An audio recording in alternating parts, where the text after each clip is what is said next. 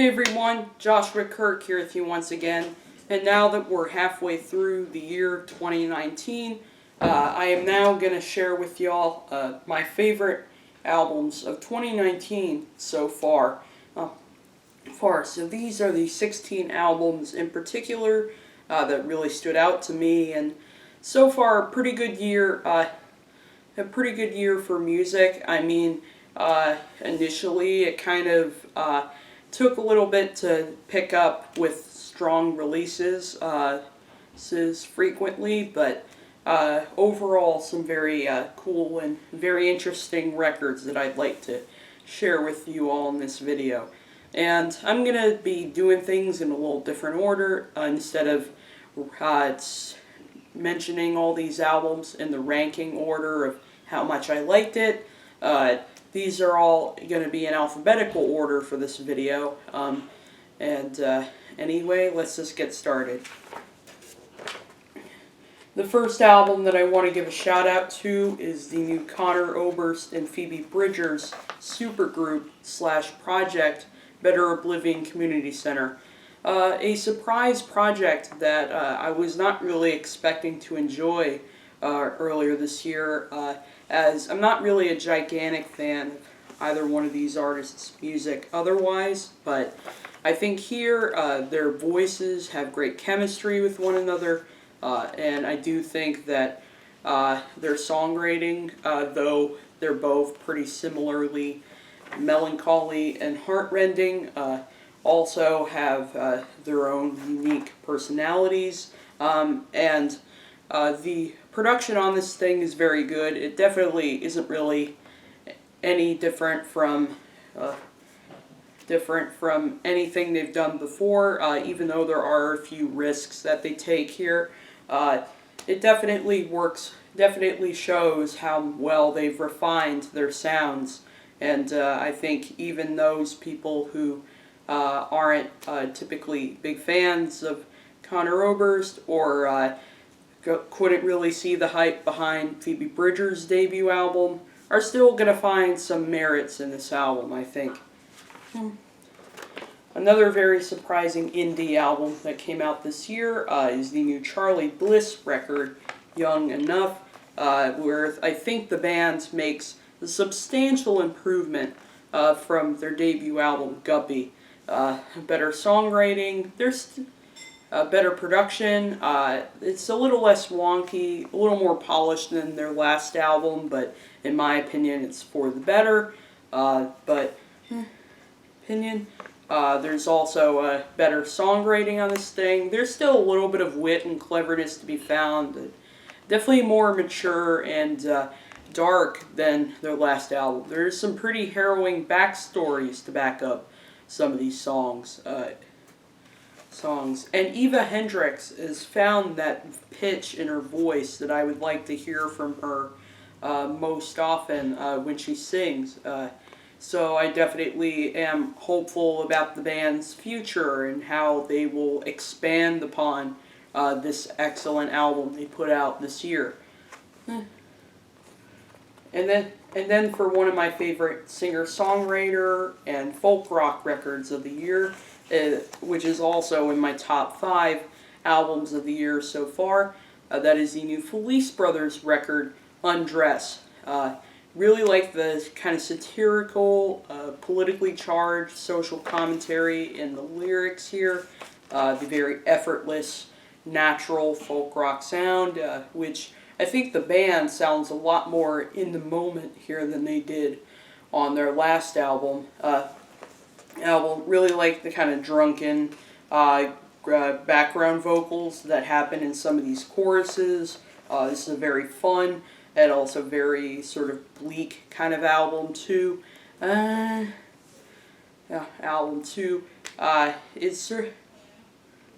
certainly is a lot more. It's some of the great qualities that I think their last album really lacked, and I'm really excited to see how they approach their music in the future after this album, because they've certainly improved upon their politically charged folk rock. And for one of the best straight pop records of the year, the new Ariana Grande record, Thank You, Next, where I was not really expecting to love this album as much as I did, but I definitely feel there's some very inventive, clever lyrics and how she kind of addresses some relationships of hers that have kind of come to an end. And also fantastic production and beat choices on this album. Her singing is better than ever. I mean, she really does prove that she's still relevant as one of this decade's best pop singers. And I'm really happy that this album is getting the critical praise and the chart success that it really deserves. And then this next album, this is my album of the year so far. That comes from the British rapper Little Simz. The album is called Grey Area. Damn! Excellent album right here. This was a record that, yes, I did love it the first couple of times I listened to it, but little did I know that this album would grow on me to the point where I'm not really finding any complaints whatsoever about this project. From the songwriting, the flows, the production, I mean, nothing about this album is done half-assed.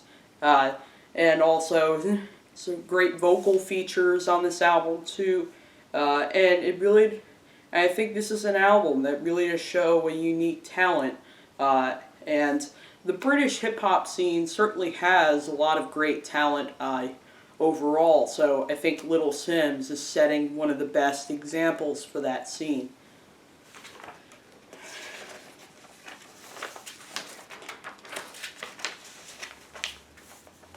And then my next album seems to be one of two pop records out this year that all the critics seem to be loving. The Billie Eilish album is one of them, which I did like that album, but I wouldn't necessarily say I was like crazy about it necessarily.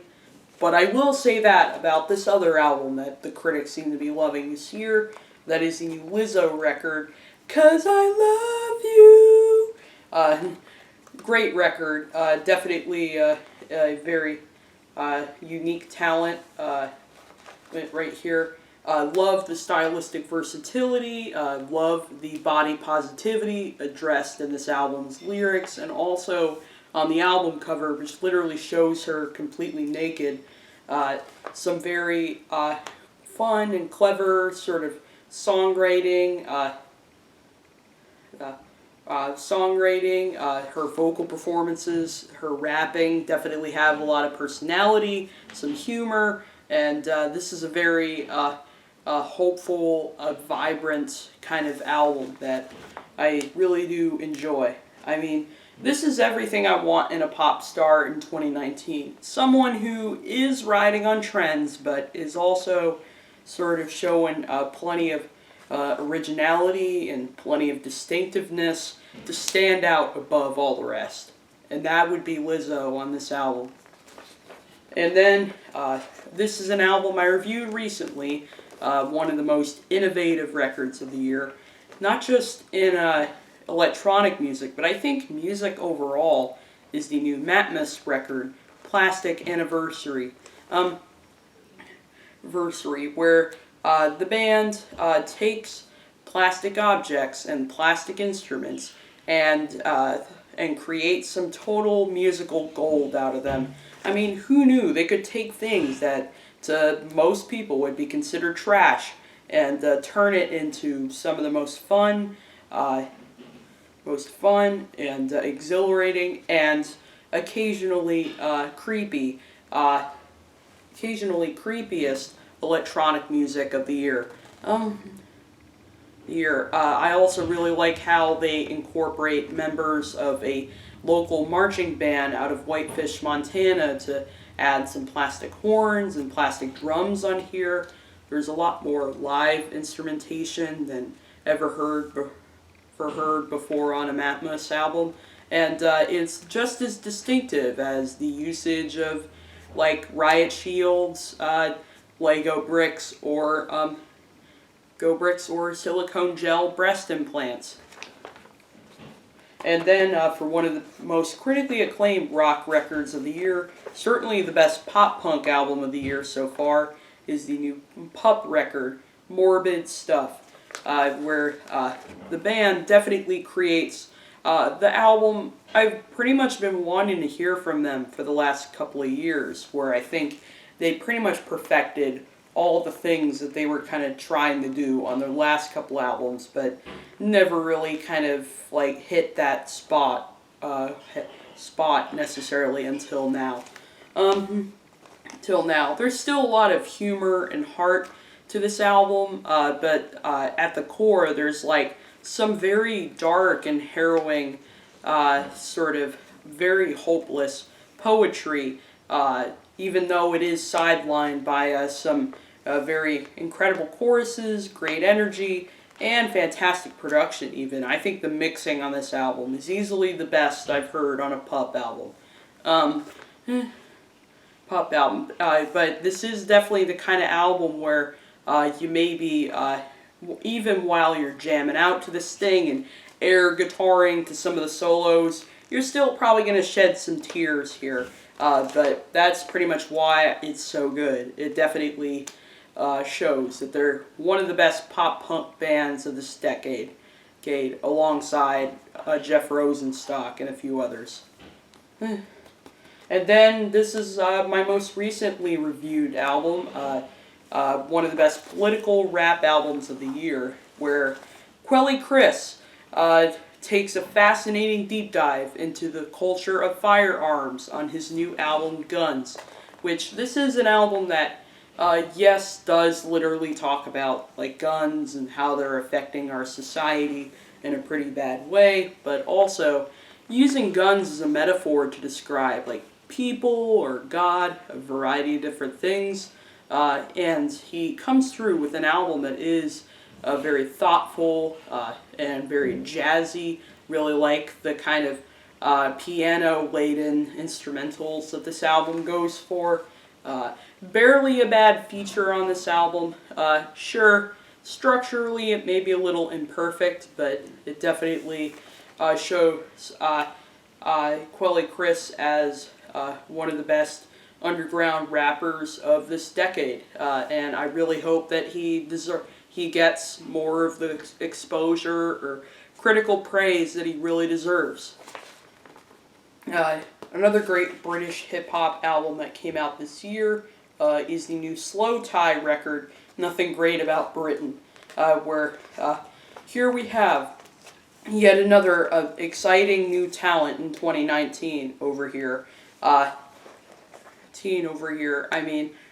His voice, for example, his voice, I don't hear like any other rapper in his voice except for him. It's like a very sort of zany, kind of, but British as hell voice, some very clever songwriting that does sort of cover some of the pretty terrible things about life in Britain, such as violence, rape, drug abuse, and some of the more political things like Brexit, hence the track Inglorious featuring Skepta.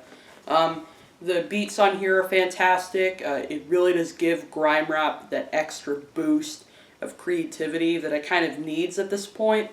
And I really like how, even though the album's only 31 minutes, the brevity of it really shows that, this guy is really capable of showing off lots of great qualities and has no room whatsoever for filler moments, almost, on this album.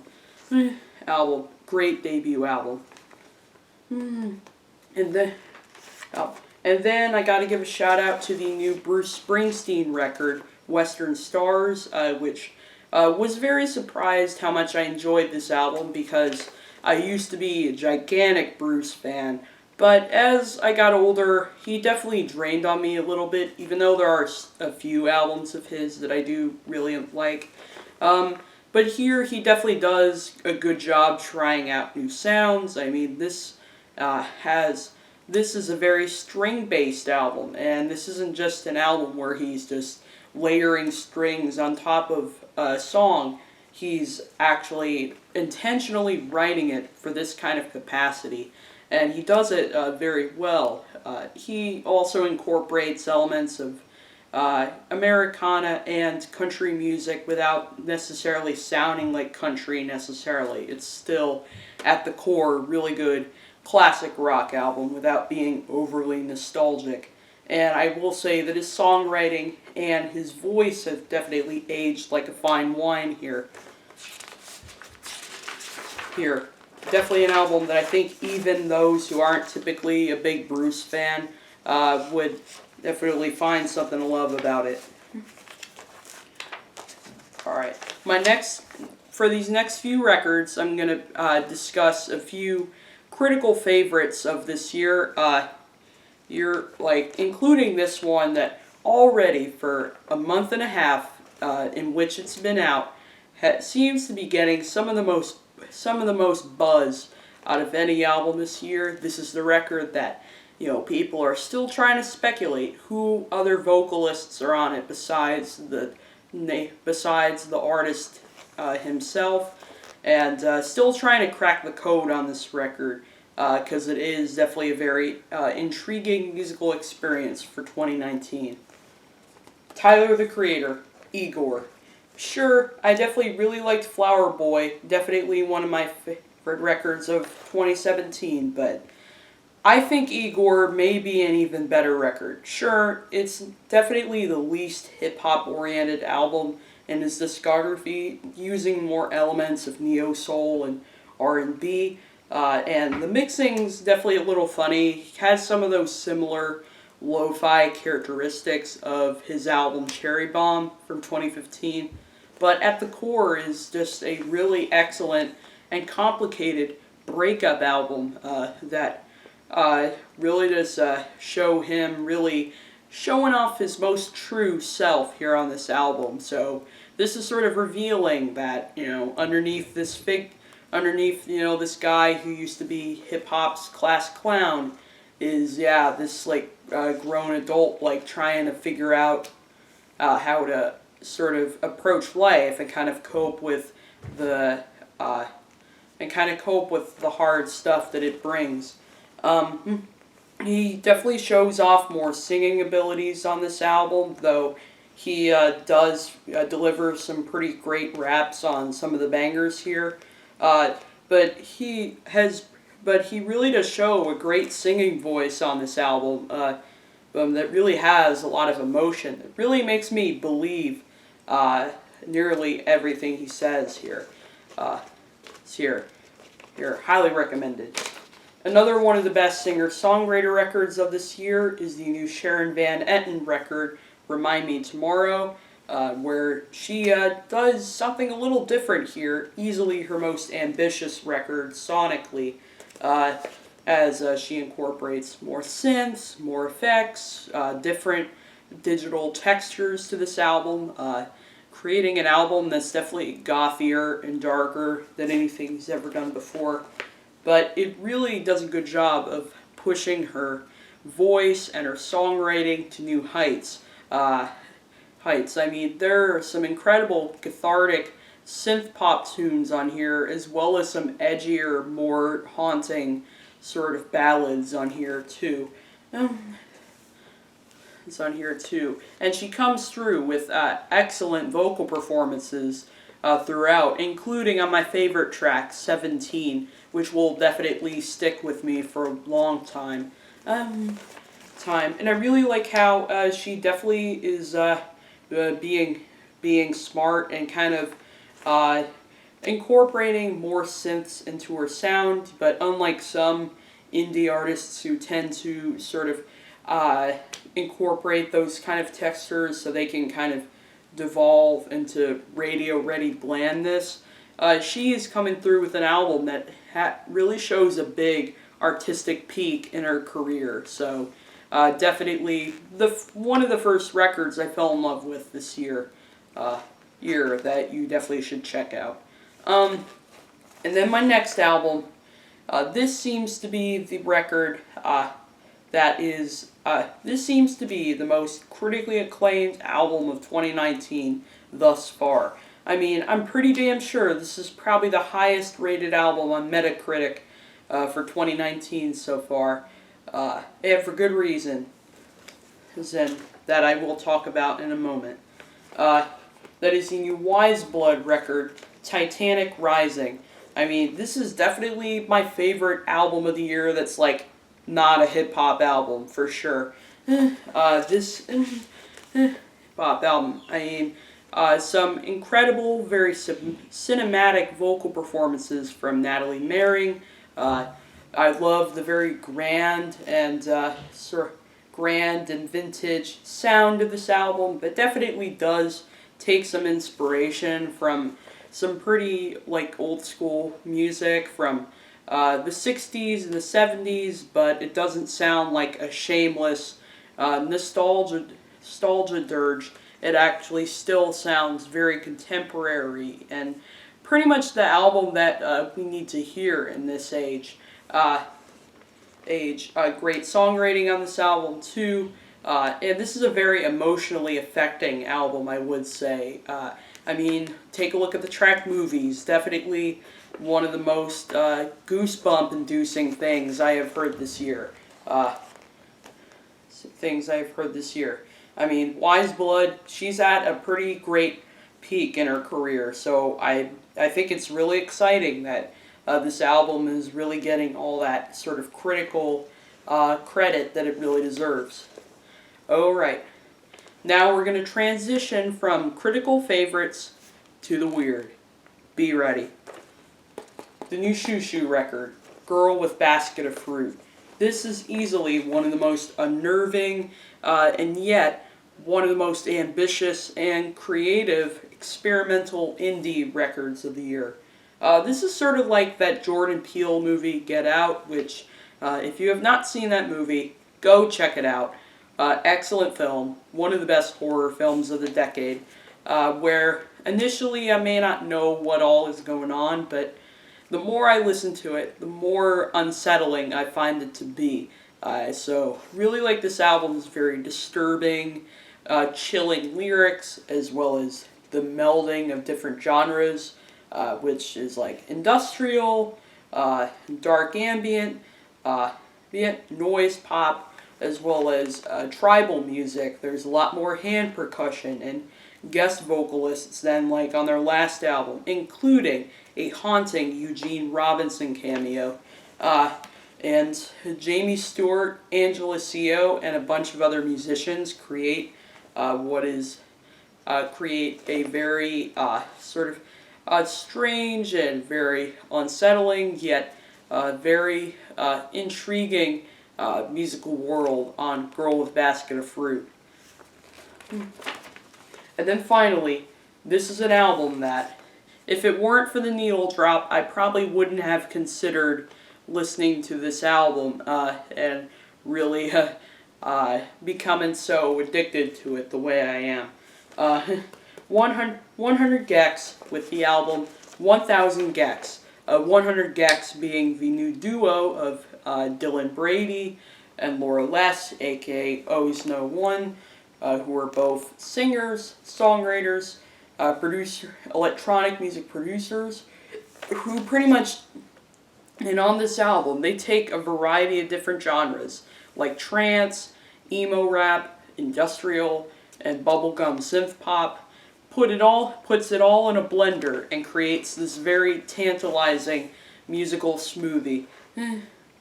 Cool smoothie. This is the kind of thing that initially I didn't really know what to think of it, but it really has grown on me to the point where I'm pretty much on play number 15 of the song Money Machine.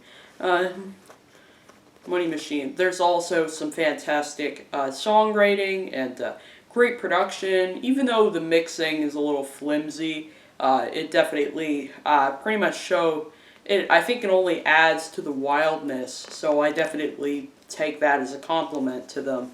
And it really does a lot of crazy things with music in just over 23 minutes, so definitely an album that you may want to take your time on this because it's so weird and strange, but believe me, you're probably going to get addicted sooner than later on this thing.